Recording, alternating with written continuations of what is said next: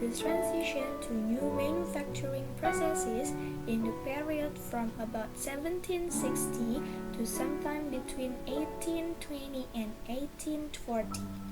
This transition included going from hand production methods to machines, new chemical manufacturing, and iron production processes, improved efficiency of water power, the increasing use of steam power, the development of machine tools, and the rise of the factory system. Textiles were the dominant industry of the Industrial Revolution in terms of employment. Value of output and capital invested, the textile industry was also the first to use modern production methods. The Industrial Revolution began in Britain, and most of the important technological innovations were British. The Industrial Revolution marks a major turning point in history. Almost every aspect of daily life was influenced in some way. In particular, average income and population began to exhibit unprecedented sustained growth. Some economists say that the major impact of the Industrial Revolution was that the standard of living for the general population began to increase consistently for the first time in history, although others have said that it didn't begin to meaningfully improve until the late 19th and 20th centuries. At approximately the same time the Industrial Revolution was occurring, Britain was undergoing an agricultural revolution which also helped to improve living standards and provided surplus labor available for industry. Mechanized textile production spread from Great Britain to continental Europe in early 19th century, with important centers of textile, iron and coal emerging in Belgium and later in France. Since the industrialization has spread throughout much of the world, and the precise start and end of the Industrial Revolution is still debated among historians. At the pace of economic and social change, GDP per capita was broadly stable before the Industrial Revolution and emergence of modern capitalist economy. While the Industrial Revolution began an era per capita economic growth in capitalist economies. Economic historians are in agreement that the one set of Industrial Revolution is the most important event in the history of humanity since the domestication of animals and plants. The first Industrial Revolution evolved into the second Industrial Revolution in the transition years between 1840 and 1870, when technological and economic progress continued with the increasing adoption of steam transport, steam-powered railways, boats and ships, the large-scale manufacture of machine tools, and the increasing use of machinery in steam-powered factories.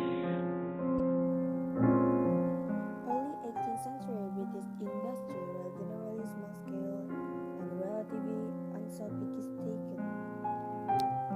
Mass textile production, for example, was centered on small workshops or in the homes of spinners, weavers and dyers. A little cottage industry that involved thousands of individual manufacturers, such as small-scale production, was also a feature of most other industries, with different regions specializing in different products.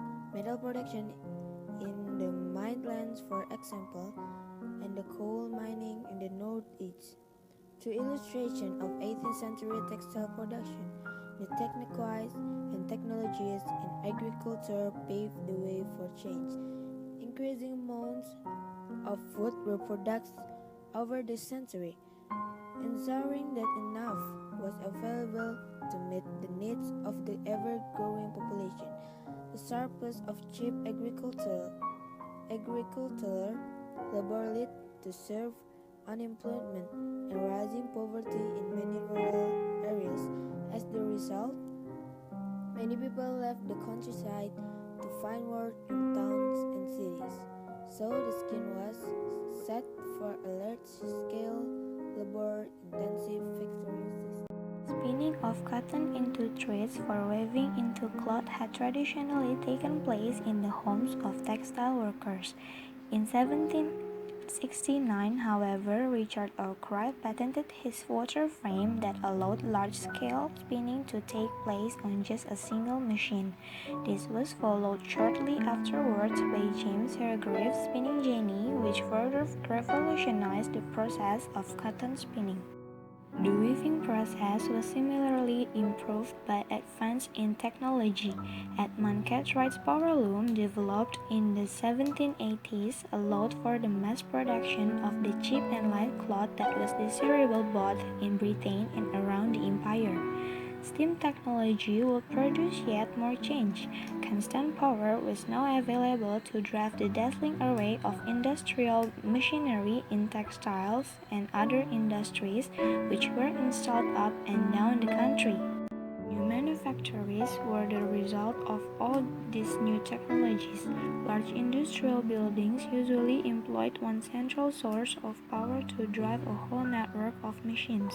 Richard Arkwright's cotton factories in Nottingham and Cromford, for example, employed nearly 600 people by the 1770s, including many small children whose nimble hands made light work of spinning. Other industries flourished under the factory system.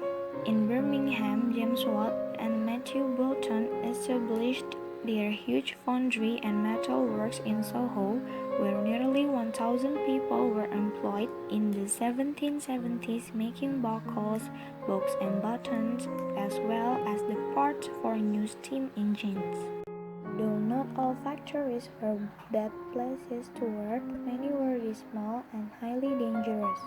Some factories were likened to prisons or barracks where workers encountered harsh discipline enforced by factory owners.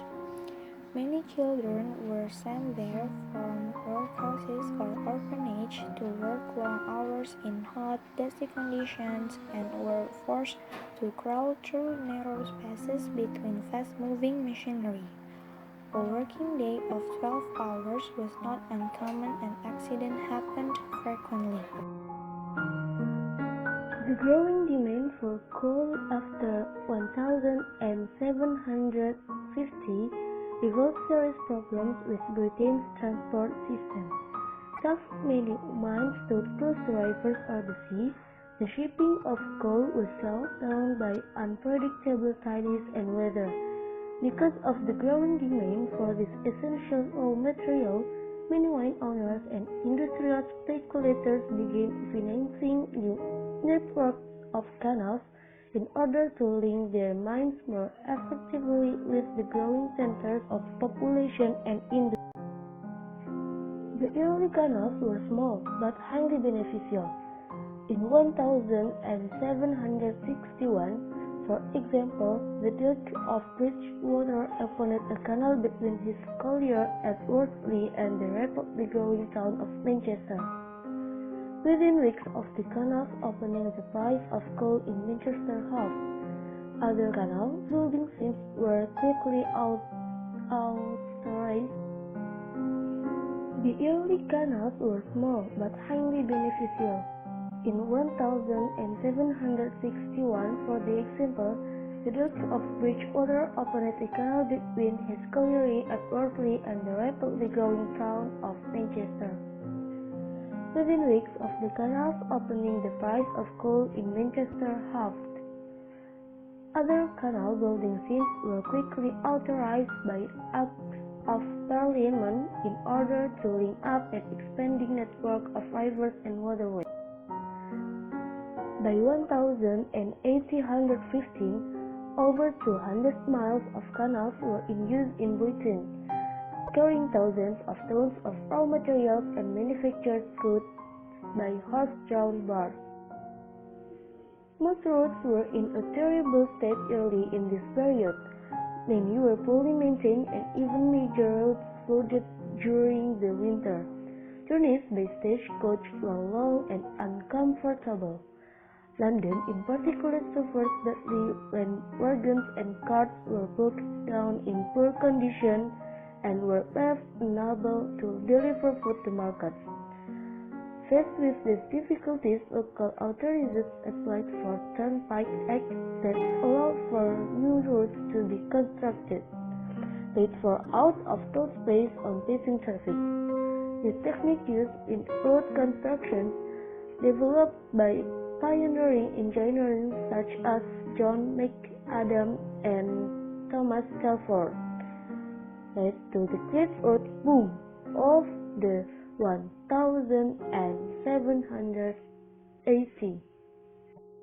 The improvements achieved by 8th century road builders were breathtaking.